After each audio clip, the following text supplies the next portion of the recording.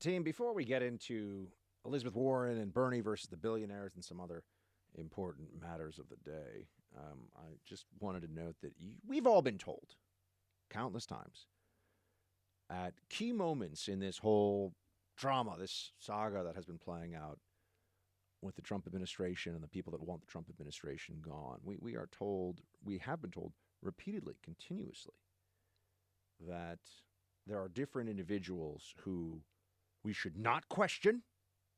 They are beyond reproach. And they'll put out this sterling resume. And sometimes they'll leave some stuff off the resume, like as they did with, for example, James Comey, who, if you look at his history in the FBI, there's some very shady things. His history as a prosecutor. James Comey, he who wanted to imprison Martha Stewart because by claiming that she was innocent of a charge the government wanted to bring, she was propping up the stock price of her company and therefore was engaging in fraud. That's Comey logic for you. I didn't do it. Well, by claiming you didn't do it, you're making it harder for us to prosecute you. So I guess that's obstruction of justice. That's what James Comey would have said, I'm sure. Wouldn't be really a stretch for him at all. But for a long time, we were told that Comey, if you go back, you do a little Google search, you'll see people were crying when Comey was fired. Oh my gosh, what will we do without that lanky weirdo wandering the hallways? What will we do? Exactly what they were doing the day before and the day after. It's fine. No one cared. Didn't matter. When I worked at the CIA, let me tell you, nobody who wasn't in like the immediate vicinity of any CIA director would have been, oh my gosh, the CIA director is gone. We're doing our jobs, whatever. Directors come and go. They're appointees. Who cares? Who cares? The rank and file. These reporters, they have like two friends in the FBI at the New York Times, and they'd ask them, I'm sure one of them is the, pajama boy guy over at CNN. And he's the one that's always on TV. It's like, hey, he's like, well, that's Brian. I gotta get a voice for him. I haven't heard him enough. Anyway, I'm sure people I know who are career FBI are not thrilled that that guy is their symbol on TV more than any other FBI guy these days. But we've been told this about all these different figures. Mueller was like a superhero. Oh man, you hear about what a badass he was serving his country, and he's a prosecutor's prosecutor, an FBI man, he's a lawman, he was amazing. If you challenged Mueller, you were a bad person. You were un-American. Let him conduct his work. And then we saw Mueller get up to give testimony about his investigation, allegedly his investigation, that could have ended a presidency, and it was, I didn't see that, and I didn't see this, and I don't remember, and it's like Mr. Magoo stuff up there. We were like, whoa, and that was when the whole collapse, right? They had created the left, the media, they created this whole edifice of the greatness of the Mueller investigation and how Mueller was beyond reproach, a true lawman, and then we heard him, kind of stuttering and didn't really know what was going on. Hey, I don't remember that, and I don't remember this, and what's going on here and there, and it was not impressive at all, which everyone knew. It was a disaster for the Democrats. I mean, essentially the whole Mueller probe push collapsed in one testimony. We're like, okay, this is what they've got, this guy. So they realized they can't let the lies be tested. They can't let the figures they build up be subjected to real scrutiny. And as I've said, the reason we have the contested procedures in court that we do is to try to get to the truth. And if you have people who can just make whatever claim they want, or if they can just make anonymous claims and they're never tested, no one's ever cross-examined about this, you'll not get the truth. You'll get whatever that person wanted to present you. Weissman. People like me, conservatives in the media, had been saying for a long time that Andrew Weissman, Mueller's pit bull, they said. He would get his man. Weissman, we were told, or rather many of us were saying, because we knew all along, this guy is a left-wing hack who is doing the work of the DNC via the Mueller probe, And the entire plan to just dirty up Trump with this, let's release the 10 possible counts of obstruction. We weren't allowed to come to a real decision about obstruction because of the DOJ memo, so we'll decide to not decide, even though they could have said, yeah, we would charge him, but we can't. But they wouldn't do that because if they said we would charge him, they would have to lay out what the charges are. Notice a pattern here, my friends. What is the charge against Trump right now for Ukraine? Oh, that keeps changing. It's abuse of power, bribery, quid pro quo, something, something, blah, blah, Constitution. I mean, they don't know. They don't know. And that's a big problem for them. But they also know that if they went with one and then that one didn't stick, then they couldn't prove it. They've got an issue, right? That's why Weissman, just by throwing out these things, it was basically a way to say, okay, anti-Trump commentariat, take these 10 acts of obstruction, none of which were really obstruction, by the way, but take these 10 acts of obstruction and claim that they could have been proven, but we weren't allowed to prove them. It was a dirty, underhanded, unethical move from Weissman, but we should have expected that, right? The media covered for this guy as much as they could because he's a truly anti-Trump guy. We knew that. Guess what happened yesterday? Guess what was announced yesterday? Mueller's pit bull, Andrew Weissman, has shown up as a paid commentator at none other than crazy MSNBC. Play clip 1, please. I think that Ambassador Taylor hitting the theme of that there was a official and unofficial way that policy was being done, I think for a citizen set off some alarms. Because that's obviously shady. Yeah, I mean, it raises questions about, okay, so for the unofficial way, the next question you have is why and what were you trying to seek? And do you think people get at a gut level, we are actually talking about these enormous powers that we give to the United States federal government. I mean, this is a State Department story. It could easily be a Pentagon story.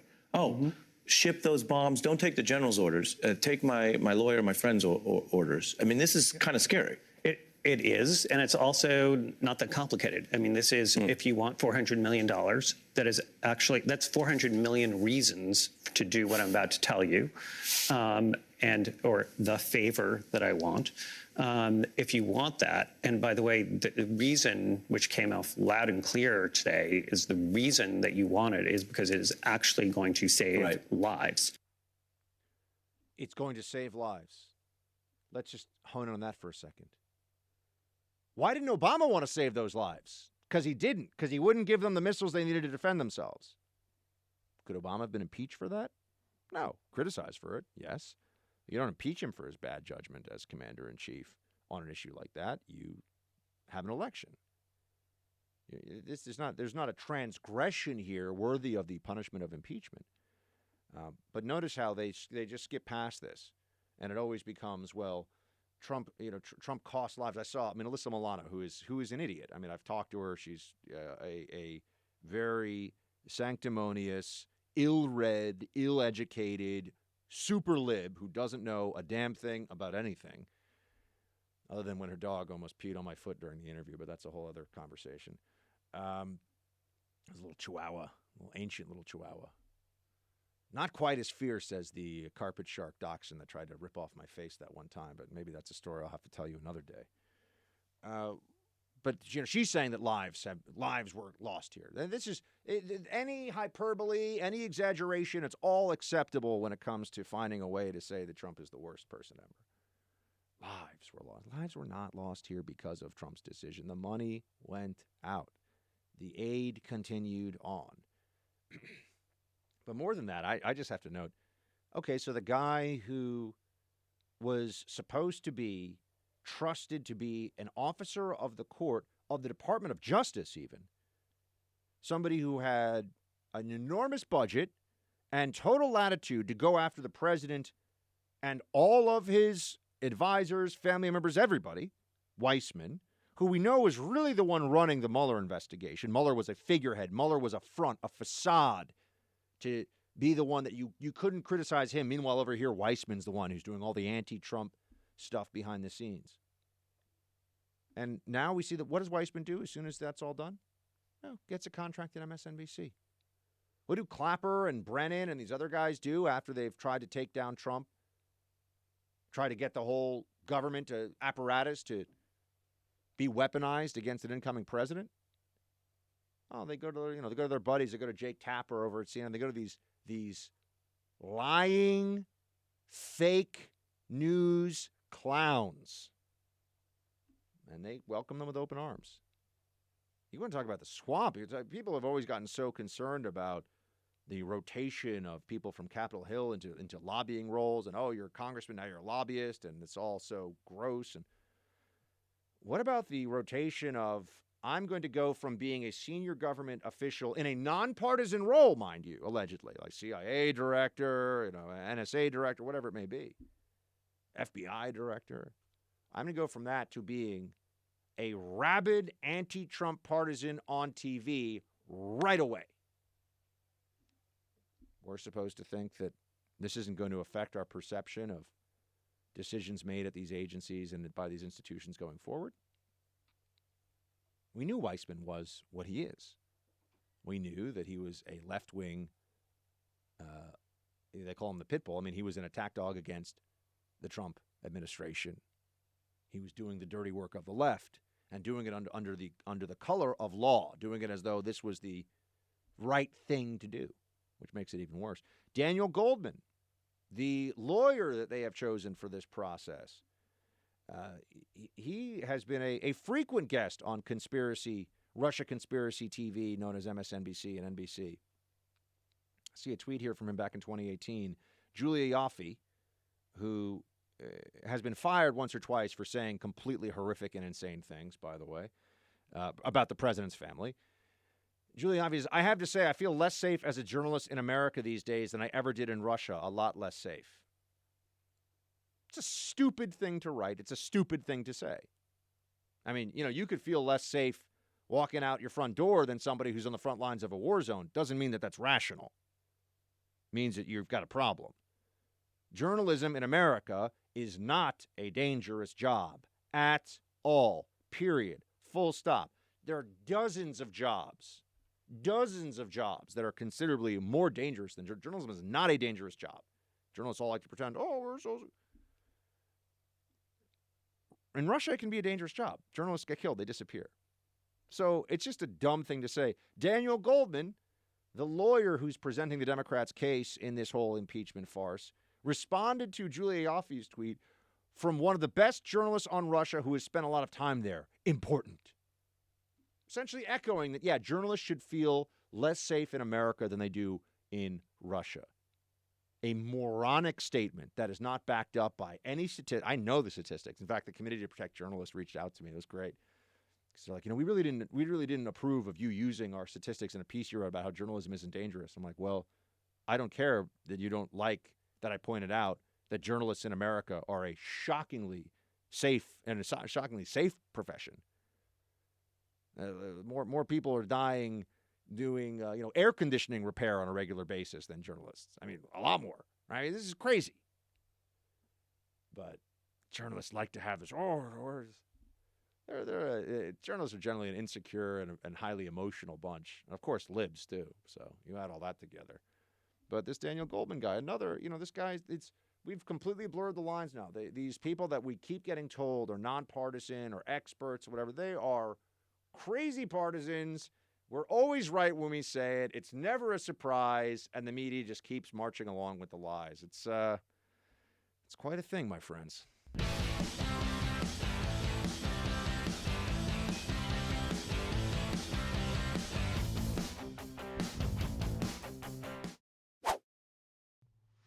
We have to be able to come together as a caucus, and if it is this Ukrainian allegation that is what brings the caucus together, then I think we have to run with however we unify the House. And so while I believe personally that we should be pursuing and investigating quite flagrant abuses of the emoluments clause even reporting as recently as these suspicious stops at Trump properties, even in congressional delegations, or rather in foreign trips. I think that all of this is game for investigation, but we also need to move quite quickly because we're talking about the potential compromise of the 2020 elections. And so this is not just about something that has occurred. This is about preventing a potentially disastrous outcome from occurring next year. They're already laying the groundwork. I told you. They're going to start to say, and this is for base turnout. I mean, think of all the different ways that this benefits them. They're going to start to say, oh, the 2020 election, problems there too. Oh, Republican. Can't trust the Republicans on 2020. No. Oh. Based on what? This phone call that led to nothing with President Trump? They're going to say, you notice how there are so many ways that you could look at the Democrat Party's effort right now to undermine the Trump administration, and every single one of them just goes to show you that they have not yet accepted what happened in 2016. It's as though there's a block in their mind. And they also haven't accepted that we've been through, all of us as a country, where they get to make their case about how there was Russia collusion and everything else. But Ocasio-Cortez here also reminds us that the impeachment of Trump is really about uniting the factions of the Democratic Party. This is all an obvious, a blatant political exercise. And there's a dishonesty that is at the heart of all of us. Not just that they shouldn't be impeaching the president, but that they're pretending that we don't all know what's going on here. Even Democrats know that that impeaching Trump is about what's good for the Democratic Party politically. They understand. Every adult, every sentient human being really understands at some level why they're doing this, that they were going to do this, that this isn't based in some big revelation that came out of nowhere. We all have to play along with the ruse. I'm getting tired of playing along with the ruse. I know it's going to be tiresome, and that's actually a concern I have. I mean, look, on this show, the good news is there's so much that I want to talk to you about that has nothing to do with impeachment that at any point in time we can just switch it up and say, all right, let's talk about some other stuff here, because this is going to grind on. I mean, the impeachment of Bill Clinton, I think, took about 4 months in total. I think it was something like maybe started in either October, November 98, and then it was finished by February of 1999. This is going to be a problem for the Democrats because Mitch McConnell, I hope Cocaine Mitch decides that he's going to make them pay for their insolence with this nonsense and make sure that there are a lot of Democrat senators who are basically all the top candidates except for Buttigieg are senators who are going to have to be showing up to this Senate trial instead of on the campaign trail at key moments in the presidential primary. I hope Mitch McConnell makes them pay the price. That Cocaine Mitch says, say hello to my little friend. I hope that he makes sure that they're not going to get away with this action in this way. But we'll have to see. We'll have to see.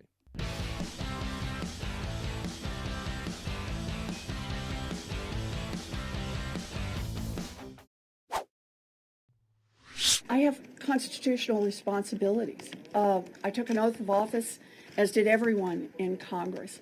And part of that oath of office is the basic principle that no one is above the law. That includes the President of the United States.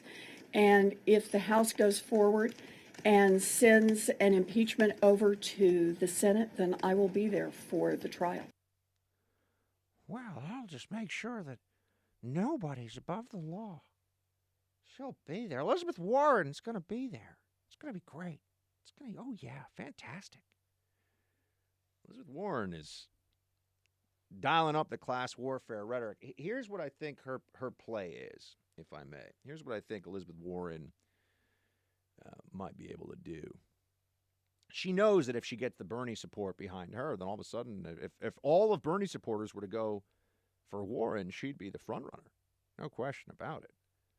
So how does she just continue to present herself as the more viable version in the general election of what Bernie presents? And class warfare is a big part of the pitch. She's going after these going after these billionaires. I think it was, I don't want to say because I'm forgetting, but there was a blue check. I think it was a senior former Clinton administration official who had this thing about how to become a billionaire in this country, you have to do, and it was a list of 5 things, inherit wealth, insider trading, steal from people, have a monopoly. It was basically like you're cheating in some way, or you just got, accident of birth, super lucky. But the truth is that a lot of billionaires actually have created products or services or systems that have changed the world that we all live in.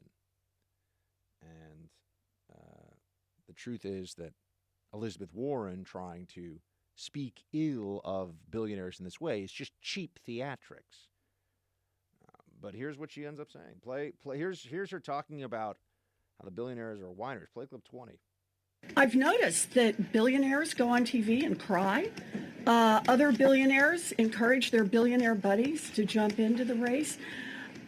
I believe that what our election should be about is grassroots, how you build something all across New Hampshire, all across the country, and that we really shouldn't have elections that are about billionaires calling all the shots, whether they're reaching in their pockets to fund their own elections or whether they're counting on getting other people to run.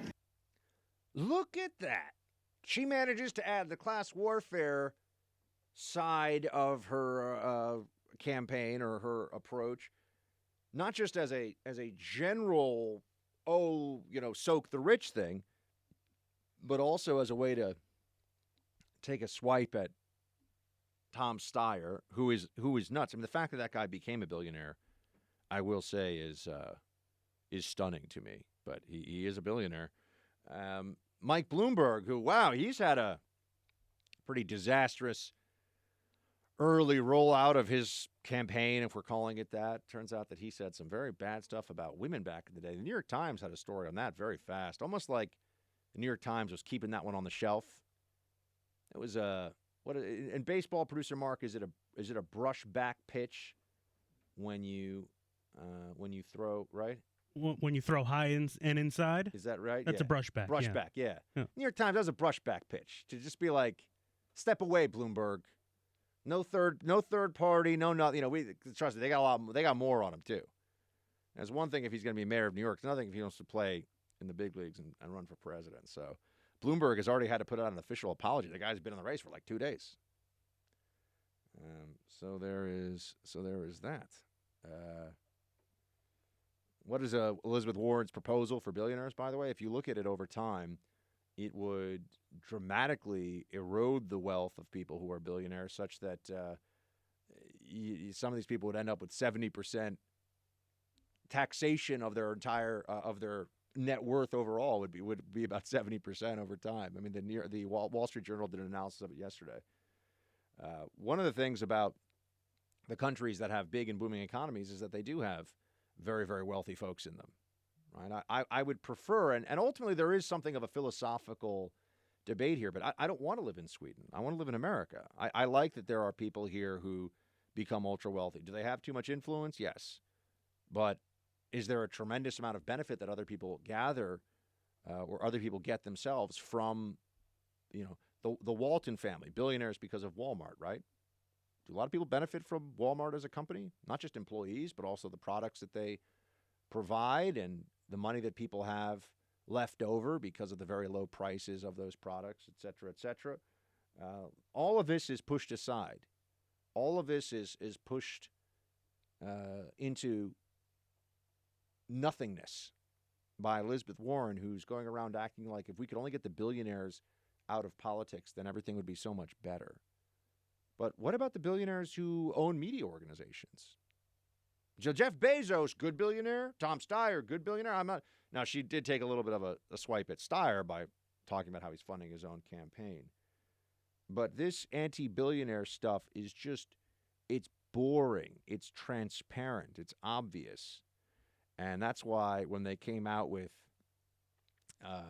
this mug this mug that Elizabeth Warren's campaign has, billionaire tears. Billionaire tears. It's the Warren campaign selling mugs for $25. And they're selling these mugs for $25 from Shopify, which is owned by a guy who's a Canadian, Toby Lutka, who is a Canadian CEO and billionaire. So this guy, a company owned by a billionaire, is where you're going to buy the mugs, which of course there's some revenue share, I'm sure, but buy mugs of billionaire tears from the Elizabeth Warren campaign. Why do we want billionaires to be crying exactly? Who does that benefit? What do we really think is going to happen here? You can't fund Medicare for all just by taxing billionaires. You can't do it. It won't work. You can't do all the programs that Elizabeth Warren is proposing. It won't work. And so then you have to ask yourself, what really is this all about? It's envy. Envy is powerful politics. Elizabeth Warren believes in the politics of envy because she knows that for a lot of people, especially a lot of libs, a lot of Democrats, it makes them feel better to think that the reason that things aren't the way they want them to be in this country is because of these powerful external forces of all these billionaires, even though a lot of left-wing victories have come as a result, political victories. A lot of the help they get from the media, it's from liberal billionaires. There's no shortage of those, but it create this boogeyman of the American billionaire that this is so central to Elizabeth Warren's campaign. Does remind us all that ultimately there is a major socialist impulse at work here. Ultimately, there's something more than just a conversation to be had about whether or not we should be spending double what we are right now by 2050 on healthcare, which is what some of the projections would be. Is that a good idea? Well, no. And can billionaires fund this? The answer is, of course, billionaires cannot fund this all themselves. I would like to see some billionaires do some great things. I would like some of these conservative billionaires to actually fund conservative culture projects. Like, how about a Netflix that just skews traditional and conservative? It doesn't have to be. I'm not talking about it has to be all stories from the Bible or something, but that'd be cool too. But how about that? No, billionaires, they love to give money to a bunch of think tanks, a lot of that stuff going on. I do wish that there'd be a change there because we're losing in the cultural battle in a lot of ways. We still lose in entertainment media overwhelmingly. We're crushed. We're still losing on college campuses, academia, and it hasn't been around that long. We think of what the situation is today without understanding that a lot of kids, the campuses are getting more radical, and there are fewer and fewer conservatives on these campuses who are open about it. And so what does that mean for the future? What does that mean for the future? Nobody really seems to be able to come up with an answer to that other than perhaps there'll just be further left-wing dominance in our politics. So, but Warren wants you to drink billionaire tears. Wants you to pay $25, though, for a mug that probably cost about $2 to make, and it's probably made in China, by the way, would be my guess. But this is the Warren campaign, and also, it's not even particularly clever. Billionaire tears. What was his name? The investor, very well known. I think it was Cooperman. Did not like Elizabeth Warren's comments at all and said he had given more blanking money in 1 year to charity than she has in her whole life. So some people aren't just taking this lying down.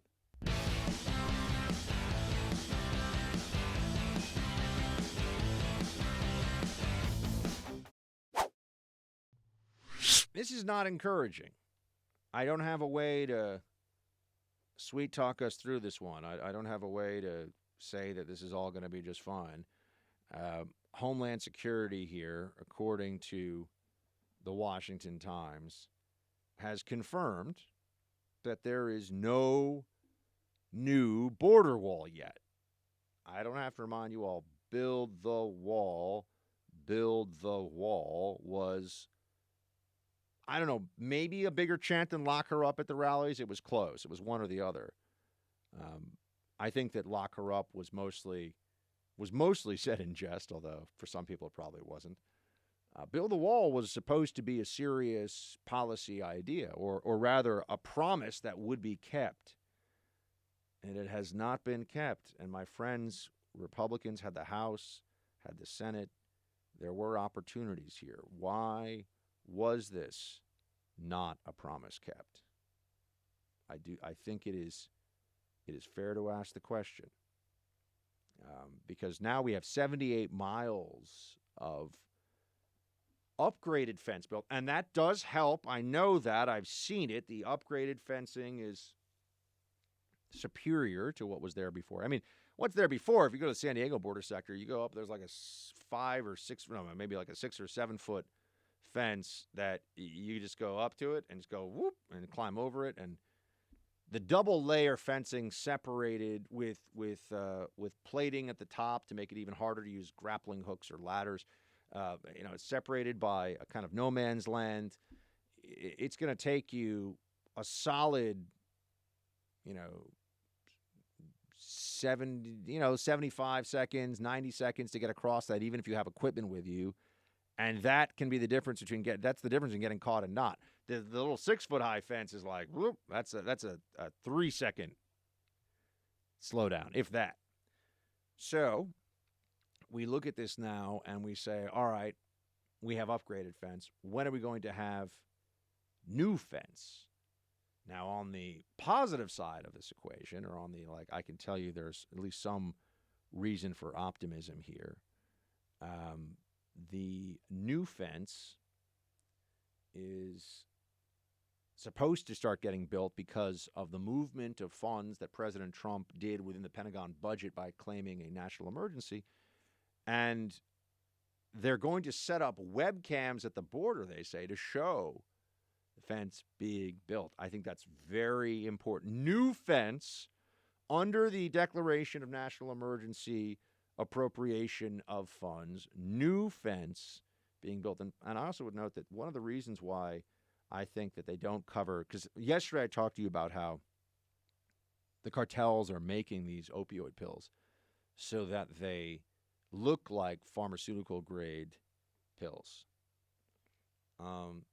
They're making these pills, flooding them into the United States, and they're killing lots and lots of people. One of the reasons why I think that there's less of an interest in what is clearly one of the biggest stories going on in the country at any given time is because it lends credibility, it supports, it provides evidentiary basis for the claim that there is a national emergency going on our southern border. There isn't. That's a real thing. And we just note that the media is very invested in making sure that that's considered a power grab by Trump. How dare he declare the national emergency at the border? How dare he do these things?